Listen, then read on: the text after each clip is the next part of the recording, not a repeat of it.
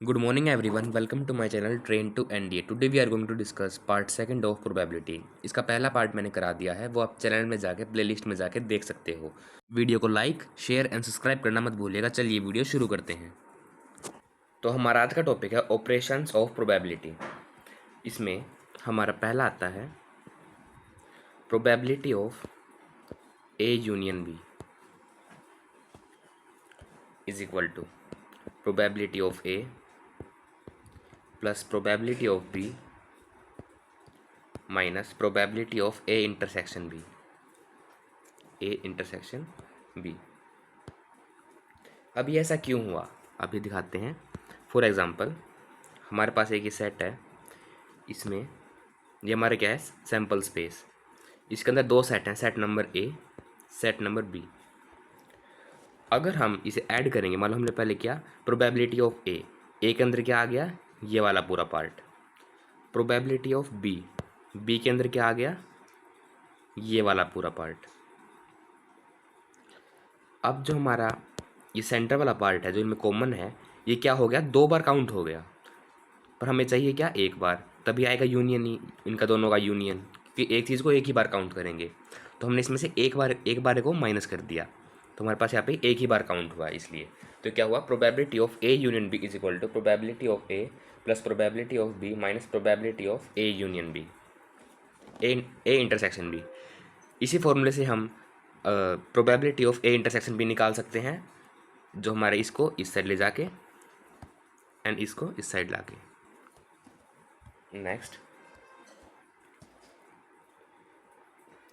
Next हमारा probability of A complement intersection B. A complement या हम कह सकते हैं ए डैश। ए डैश क्या होता है, ए को छोड़ के बचा हुआ सब कुछ। तो इसे हम क्या लिख सकते हैं, ओनली बी, ओनली बी। इसे भी हम वैसे ही बनाते हैं, ये हमारे पास एक बॉक्स बना लिया हमने, ये हमारे पास ए है, ये हमारे पास बी है। अब इसमें ए का कॉम्प्लीमेंट क्या होगा, ये बाहर वाला पूरा पार्ट होगा,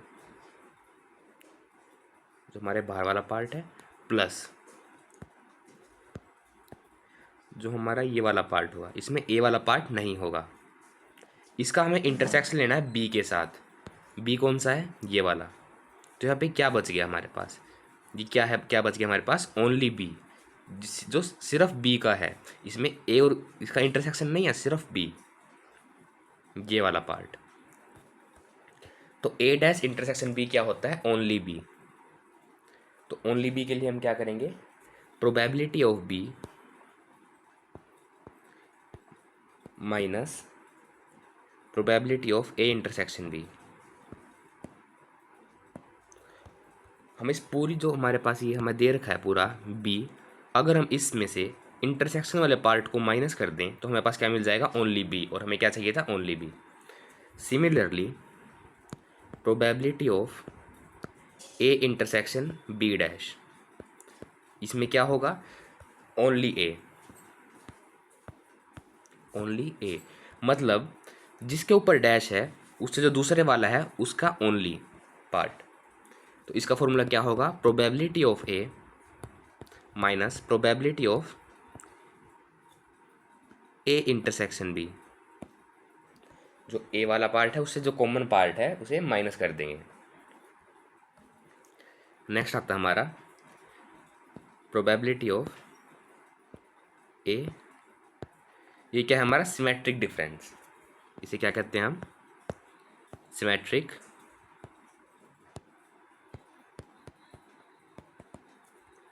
डिफरेंस। सिमेट्रिक डिफरेंस क्या होता है, फॉर एग्जांपल हम वही सैम्पल स्पेस बनाते हैं, यहाँ पे सेट ए, यहाँ पे सेट बी। तो ये कौन सा होता है, इसमें आएगा हमारा एक तो ये ए वाला पार्ट जो ओनली ए पार्ट है, और क्या आएगा, ओनली बी वाला part, only A and only B. इसमें हम इंटरसेक्शन वाला पार्ट को नहीं लेंगे।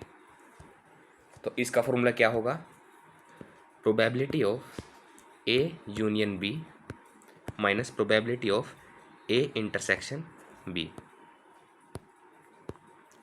हमने यहाँ पे यूनियन का फॉर्मूला देखा था। यूनियन क्या था? Probability of A plus probability of B minus probability of A intersection B.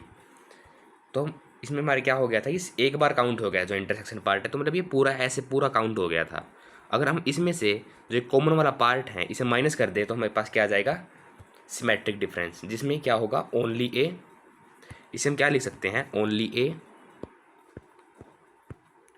Plus only B. एक तो इसका ये फॉर्मूला हो गया। इसका हम एक और फॉर्मूला लिख सकते हैं, probability of A plus probability of B minus, अब इसमें से माइनस क्या करें? प्रोबेबिलिटी ऑफ ए वाली प्रोबेबिलिटी और बी वाली में ये पार्ट क्या हो गया? दो बार काउंट हो गया, तो हम क्या करेंगे? दो बार माइनस कर देंगे probability of A intersection B से। ये हमारा इसका फॉर्मूला हो गया, probability of A plus probability of B minus probability of two A intersection B. ये हमारा इसका फॉर्मूला हो गया।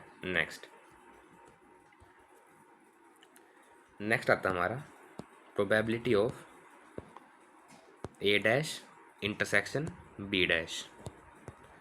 इसे हम क्या लिख सकते हैं? इसे हम लिख सकते हैं probability of A union B का होल डैश, और इसे हम क्या लिख सकते हैं?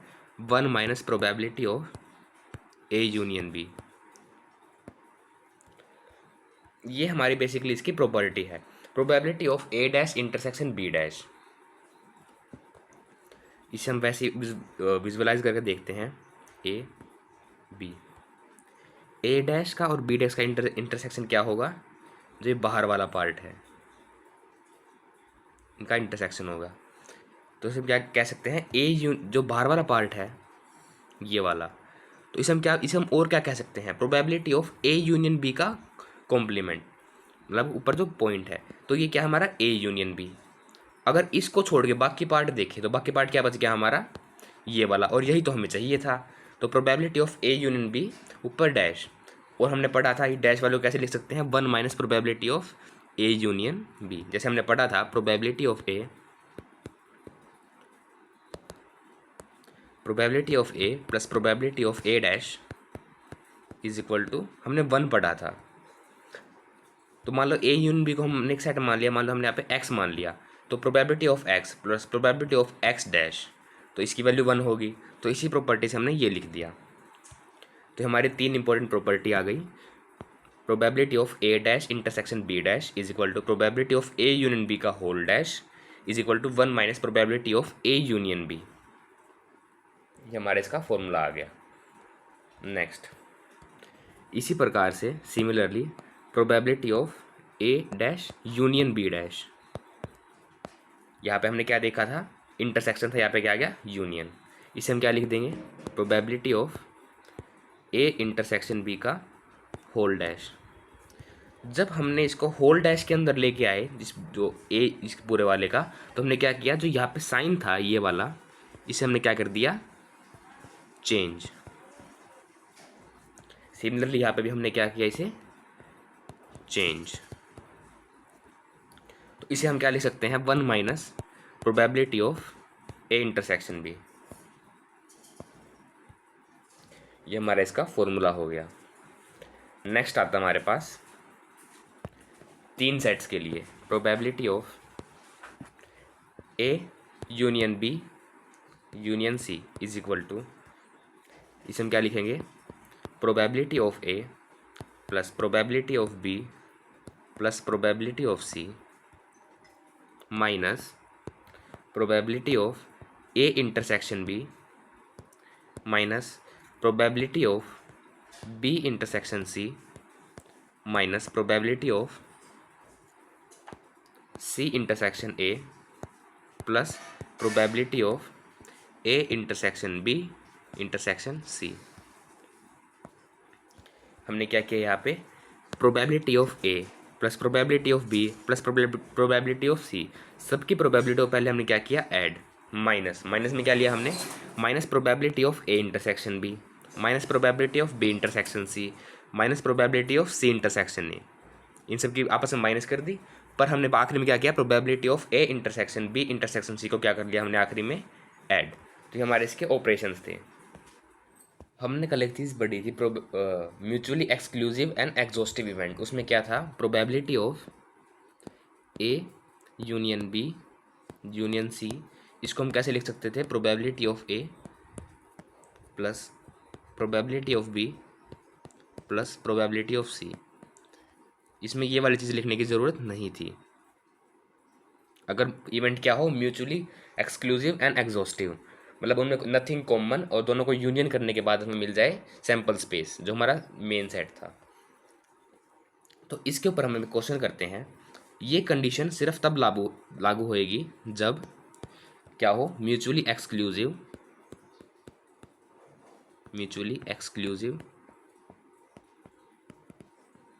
एंड एग्जॉस्टिव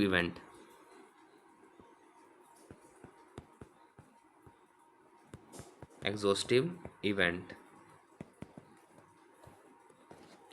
अगर ये दोनों हो तो, फॉर एग्जांपल हम एक क्वेश्चन करते हैं। क्वेश्चन क्या है, क्वेश्चन है let A B and C be 3 mutually exclusive and exhaustive event.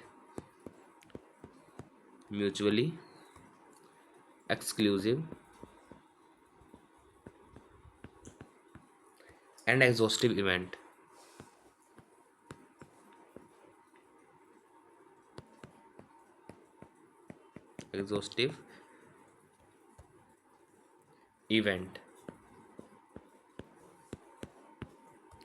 और उसमें कंडीशन दे रखी है, if probability of B is equal to 1.5 times of probability of A and probability of C is equal to 0.5 time of probability of B. यहाँ पे क्या है, ये हमारी कंडीशन दे रखी है।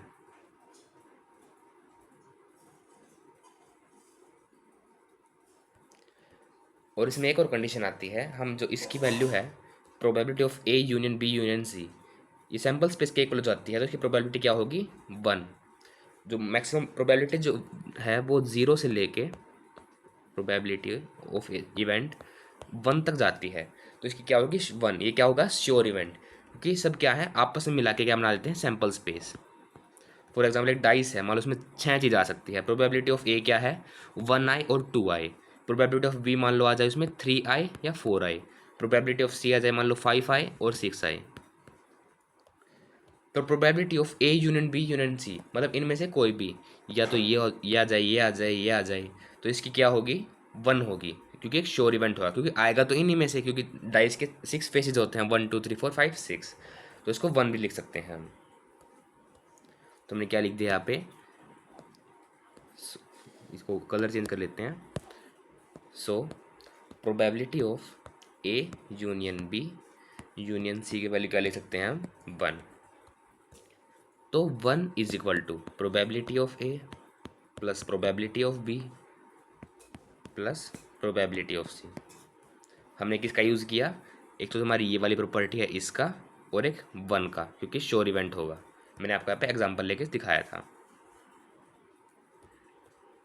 1 is equal to probability of A plus probability of B plus probability of C.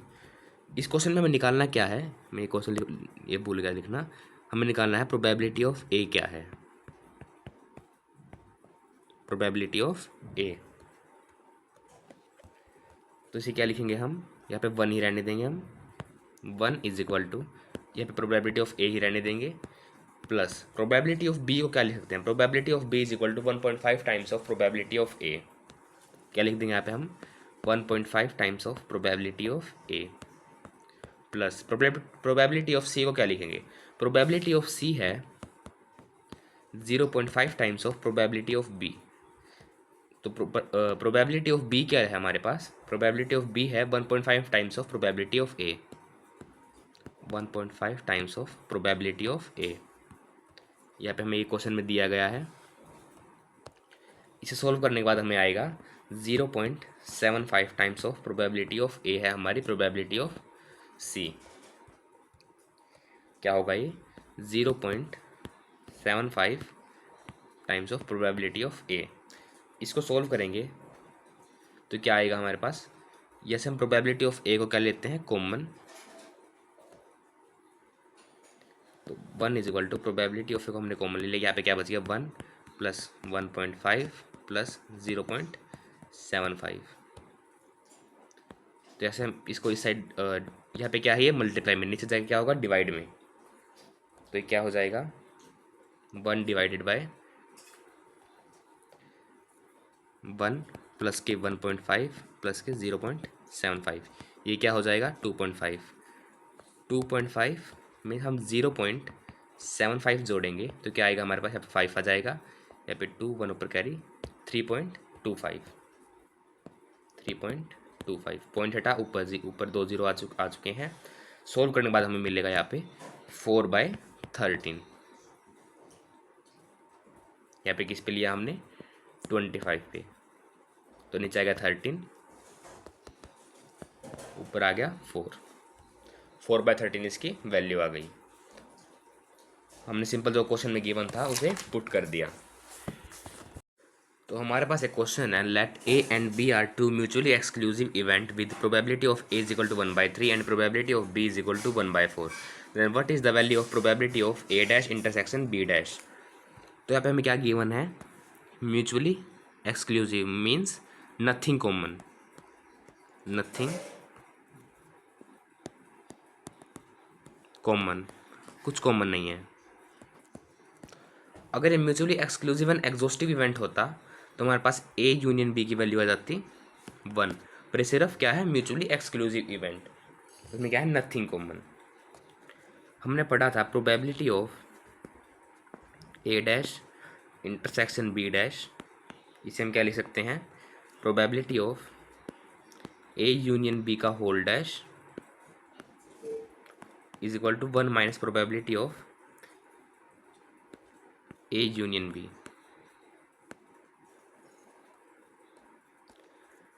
Probability of A union B क्या होता है हमारे पास, ये होता है probability of A plus probability of B minus probability of A intersection B. Condition क्या given हमारे पास यहाँ पे, mutually exclusive event means nothing common, nothing common means intersection की वैल्यू 0, इसकी वैल्यू क्या आ गई 0। तो probability of A union B क्या हुआ, probability of A plus probability of B. Probability of A क्या गिवन है 1/3 प्लस प्रोबेबिलिटी ऑफ बी क्या है 1/4। इसे सोल्व करेंगे आंसर मिलेगा हमें 7/12। पर हमें क्या निकालना है, हमें निकालना है probability of A dash intersection B dash, तो इसकी वैल्यू क्या थी 1 minus probability of A union B. A union B क्या आया है 7/12, तो इसकी वैल्यू क्या होगी यहाँ पे 1 माइनस 7/12। इसे सोल्व करेंगे हमें क्या मिल जाएगा आंसर 5/12, ये हमारा इसका आंसर हो जाएगा, ये हमारा इसका आंसर हो गया। इसमें हमने कौन सी प्रॉपर्टी यूज़ की, पहली म्यूचुअली एक्सक्लूसिव नथिंग कॉमन, यहाँ पे आगे आ गया हमारे पास 0, हमने एक तो ये प्रॉपर्टी यूज़ की। एक हमने की probability of A dash intersection B dash is equal to probability of A union B का whole dash is equal to 1 minus probability of A union B. हमने यहाँ पे दो प्रॉपर्टीज़ का यूज़ किया। एक नोट डाल के लिख लेते हैं, नोट क्या है, नोट है जो हमारा और होता है और एंड होता है, इसका मीनिंग क्या होता है, और मतलब यूनियन, मतलब और का मतलब होता है यूनियन, जैसे कि ये है और ये है। और का मतलब है कि जो हमारा ए वाला पार्ट है, ए वाला पार्ट है वो भी आ जाए, और क्या है जो हमारा बी वाला पार्ट है वो भी आ जाए। और का मतलब होता है यूनियन, और एंड होता है, एंड का मतलब होता है intersection.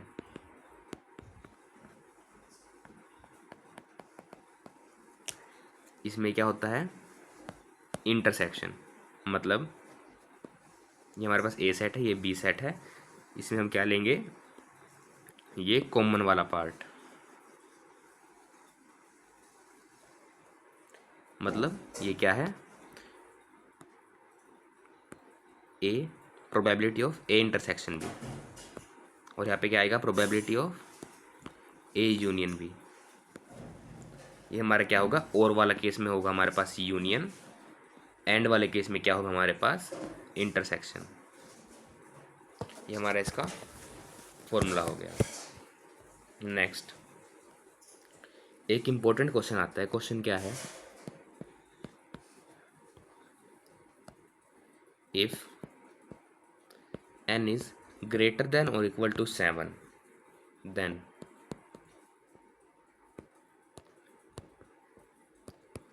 what is the probability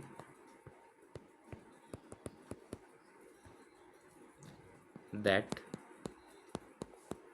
NC7 is multiple of 7।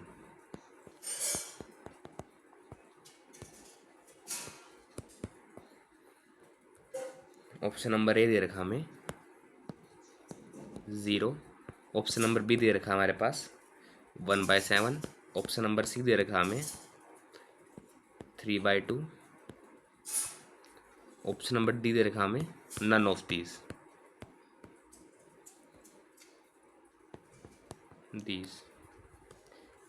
ये हमारे पास यहाँ पे है 2/3। ये हमारे पास इसके ऑप्शन दे रखे हैं। कंडीशन क्या है, जो n की वैल्यू है या तो वो बड़ी है या हमारे पास इक्वल किसके, 7 के। Then what is the probability that NC7 is क्या है, मल्टीपल ऑफ 7। जो हमारे पास NC7 है उसकी वैल्यू क्या है, मल्टीपल ऑफ 7। तो NC7 क्या होता है, NC7 इसकी वैल्यू क्या होती है हमारे पास, n into n-1 into n-2 into n-3 into n-4 into n-5 into n-6। कितनी बार, 7 बार, क्योंकि अब डिवाइड में कितना है 7, और डिवाइड बाय यहाँ पे क्या आ गया 7 फैक्टोरियल, क्या हो गया 7 into 6 into 5 into 4 into 3 into 2 into 1 लिख लो तो इंटू 1। अब एक कंडीशन देखो, कंडीशन क्या है, ये ऊपर वाला है, इसमें जो n है या n-1 है, n-2 है, n-3 है, n-4, n-5, n-6 है, इनमें से कोई ना कोई मस्ट बी 49। ये क्या है, एटलीस्ट वन। अब ऐसा क्यों आ गया, क्योंकि अगर मान लो ऊपर सिर्फ एक 7 हुआ तो यहाँ पे 7 से 7 कट जाएगा, और 7 का मल्टीपल क्या होता है, 7 into something is multiple of 7। ठीक है, तो 7 कट जाएगा, पर अगर मान लो ऊपर यहाँ पे 49 हुआ तो 7 से कट के क्या आ जाएगा, 7। मान लो इसकी वैल्यू 7 होगी, मान लो n की वैल्यू 7 होगी, तो 7 into 7 multiply something is equal to multiple of 7 होगा, इसलिए कम से कम ऊपर वैल्यू होनी चाहिए 49। तो क्या आएगा, या तो n की वैल्यू 49 हो जाए, n-1 की वैल्यू 49 हो जाए, n-2 की वैल्यू 49 हो जाए, n-3 की वैल्यू 49 हो जाए, n-4 की वैल्यू हो जाए, n-5 की हो जाए, या n-6 की हो जाए 49। हम यहाँ पे क्या देखा था हमने, 6 तक है, किसी ना किसी एक की वैल्यू 49 होनी चाहिए, क्योंकि कटने के बाद वापस 7 आ जाए और वो 7 का मल्टीपल रहे। तो पहला क्या हो गया हमारे पास 49, n-1 is equal to 49, one side minus का है, इस साइड आके क्या हो जाएगा प्लस का, तो क्या हो जाएगा यहाँ पे 50 हो जाए, 51, यहाँ पे 52 आ जाएगा, 53, 54, 55। ये क्या आ गया हमारे पास, n की वैल्यू ये हो सकती है, ये हमारे पास इसकी टोटल वैल्यू हो गई। n क्या है 7 और उससे बड़ा। तो हमने क्या देखा 7 से लेकर वो कहाँ तक आ रहा है 55 तक। हमें इसके अंदर इसकी प्रोबेबिलिटी निकाल के देखते हैं। तो हमें टोटल डिजिट कितने होंगे, टोटल डिजिट निकालने के लिए हमें क्या देखना है, जो हमारी एंड वाली डिजिट है इसका एक फॉर्मूला लिख लो, जो एंड वाली डिजिट है वो एंड डिजिट माइनस यहाँ पे क्या है इनिशियल डिजिट, इनिशियल डिजिट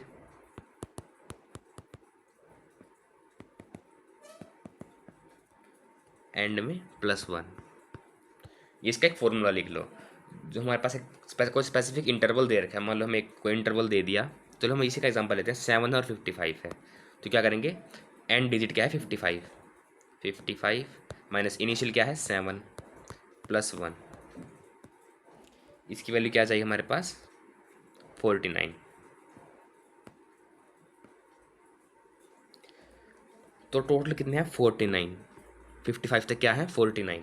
हमने क्या एक स्पेसिफिक इंटरवल ले लिया 55 तक, उसमें टोटल डिजिट कितनी है 49।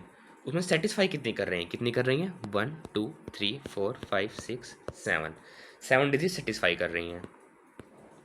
इनको काट देते हैं, आंसर क्या आ गया 1/7। 1/7 कहाँ पे है, ये रहा, ऑप्शन नंबर बी हमारा करेक्ट हो जाएगा। हमने एक स्पेसिफिक इंटरवल के अंदर देख लिया, उसके अंदर कितनी डिजिट हैं वो होगी टोटल आउटकम, कितने सेटिस्फाई किया वो होगी फेवरेबल आउटकम, उनको काट के आ गया 1/7 जो हमारा आंसर नंबर बी था। नेक्स्ट टाइप आता है हमारा मैक्सिमाइज और मिनिमाइज। मान लो हमें कर दिया इसने probability of A union B को, मान लो उसने कर दिया मैक्सिमाइज, तो हमें बताना है probability of A intersection B क्या होगा, क्या होगा। या उसने पूछ लिया probability of A intersection B को क्या कर दिया मैक्सिमाइज, उसने पूछ लिया probability of A union B. इस टाइप के क्वेश्चन आते हैं। फॉर एग्जांपल ये क्वेश्चन भी है और एक अप्रोच भी है। क्वेश्चन क्या है, इससे आपको एक अप्रोच मिलेगी। If A and B are two event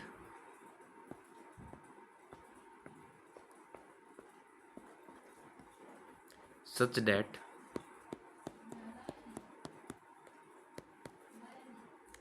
probability of A is equal to 3/4 and probability of B is equal to 5/8। तो हमें स्टेटमेंट दे रखी है। पहला क्वेश्चन क्या आता है इसके अंदर, फर्स्ट है the minimum value of probability of A union B is 3/4 है। ये हमें बताना है क्या है, ये ट्रू है या फिर फॉल्स है। क्वेश्चन क्या है, if A and B are two events such that probability of A is equal to 3/4 and probability of B is equal to 5/8। हमें क्या चेक करना है, minimum value of probability of A union B क्या 3/4 है या नहीं है। सबसे पहले हम क्या लिखेंगे formula, probability of A union B is equal to probability of A plus probability of B minus probability of A intersection B. देखो हमें क्या करना है, इसको क्या करना है मिनिमाइज।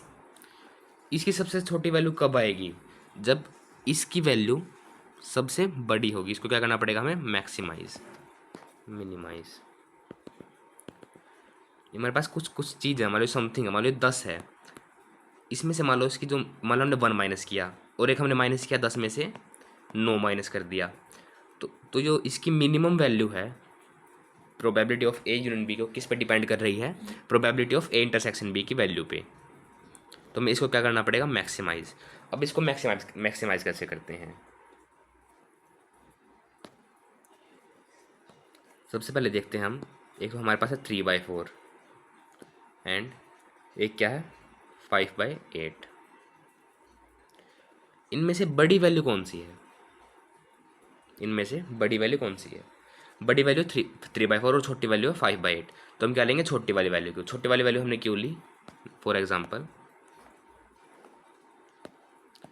ये हमारे पास दो सेट हैं, एक सेकेंड, हमारे पास दो सेट है मान लो, इस पर इतना कॉमन पार्ट है। तो मैक्सिमम क्या हो सकता है, मैक्सिमम पॉसिबिलिटी क्या है, मैक्सिमम पॉसिबिलिटी है कि जो छोटा वाला है वो पूरा का पूरा अंदर हो बड़े वाले के। तो मैक्सिमम इंटरसेक्शन कितना हो सकता है, जो एक पूरा छोटे वाला है, ये वाला मैक्सिमम इंटरसेक्शन पॉइंट हो सकते हैं, मैक्सिमम इतना इंटरसेक्शन हो सकता है। एग्जाम्पल लेके देखिए, तो मान लो एक सेट है, उसकी वैल्यू क्या है 1 2 3 4, और बी सेट है उसमें क्या है 1 और 2। मैक्सिमम इंटरसेक्शन पॉइंट कितने हो सकते हैं, या तो 1 होगा और 2 होगा, ये मैक्सिमम इंटरसेक्शन हो सकते हैं। इसमें क्या लिया हमने, छोटा वाला लिया, यही इसके मैक्सिमम इंटरसेक्शन हो सकते हैं। अगर हमने probability of A intersection B को मैक्सिमाइज करना है, तो छोटा वाला इसमें कौन सा है 5/8, या आप सोल्व करके देख सकते हो 5/8 आपको छोटा मिलेगा। तो हमने क्या किया, पुट कर दिया probability of A intersection B को 5/8, क्या हमने इसको पुट कर दिया। तो हम ये पुट करने के बाद हमें क्या मिला, probability of A union B मिलेगा हमें, क्या मिलेगा is equal to probability of A क्या है 3/4, 3/4 प्लस प्लस क्या है probability of B, probability of B क्या है 5/8, 5/8 माइनस, अब हमने क्या निकाला, इसको मैक्सिमाइज किया है probability of A intersection B को 5/8, 5/8, 5/8 से 5/8 कट जाएगा, तो इसकी वैल्यू क्या आ जाएगी 3/4। क्वेश्चन में क्या था मेरे पास 3/4, तो ये क्या होगा हमारे पास ट्रू। इसमें कॉन्सेप्ट क्या था, मैक्सिमम कितना इंटरसेक्शन हो सकता है, तो ये छोटे वाला पार्ट, यही इंटरसेक्शन मैक्सिमम हो सकता है, ये वाला पार्ट। नेक्स्ट क्वेश्चन हमारे पास, the max value of A intersection B क्या होगी। तो ये क्या होगी, हमने अभी भी निकाला, मैक्सिमम वैल्यू क्या हो सकती है 5/8, वो पूरा का पूरा इसके अंदर आ जाए, जो छोटे वाला है वो पूरा बड़े वाले के अंदर आ जाए 5/8, हमने ऑलरेडी सॉल्व कर दिया है, ये हमारा इसका सेकंड क्वेश्चन हो गया। थर्ड आ जाए हमारे पास, उसने कर दिया, थर्ड क्वेश्चन दे दिया उसने, minimum value of probability of A intersection B,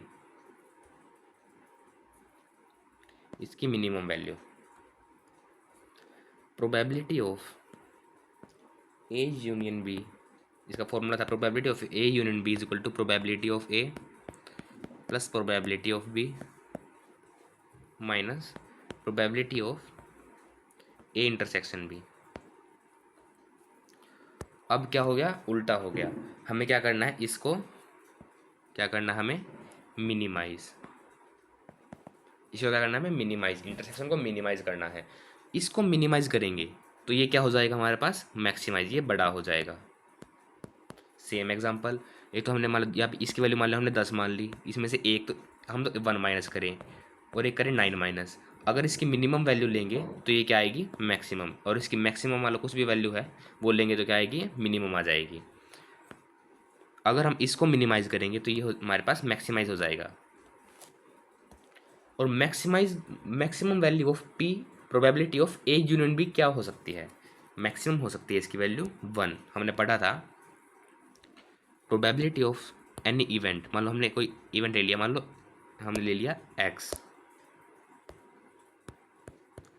उसकी क्या करेगी 0 से 1 के बीच में लाई करेगी, तो उसकी मैक्सिमम वैल्यू 1 हो सकती है, तो हमने इसको पुट कर दिया 1। Probability of A union B को हमने कर दिया पुट 1, तो 1 is equal to probability of A क्या दे रखी थी हमें क्वेश्चन में शुरुआत में 3/4 और बी है 5/8,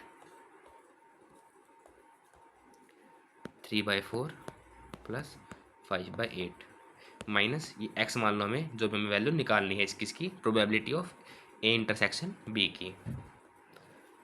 तो ये इस साइड आ जाएगा और ये इस साइड आ जाएगा। x is equal to 3/4 plus 5/8 minus 1। Solve करेंगे वैल्यू मिलेगी 3/8। ये हमारे पास इसकी मिनिमम वैल्यू ऑफ इंटरसेक्शन, कम से कम इतना इंटरसेक्शन तो होगा। ये हमारा इसका क्वेश्चन सोल्व हो गया। ये हमारा कॉन्सेप्ट था मैक्सिमाइज और मिनिमाइज का। इसमें हमने क्या देखा, अगर इसको मैक्सिमाइज करना है इंटरसेक्शन वाले को, तो इसको मिनिमाइज होना पड़ेगा यूनियन वाले को। और हमने क्या देखा, अगर इंटरसेक्शन वाले को मिनिमाइज करना है तो यूनियन वाले को मैक्सिमाइज होना पड़ेगा। ये हम फॉर्मूले से देख सकते हैं। कल हम इसकी डाइस और कैलेंडर प्रॉब्लम करेंगे। आई होप आपको ये वीडियो अच्छी लगी होगी। अच्छी लगी हो तो वीडियो को लाइक, शेयर एंड सब्सक्राइब करना मत भूलिएगा। जय हिंद।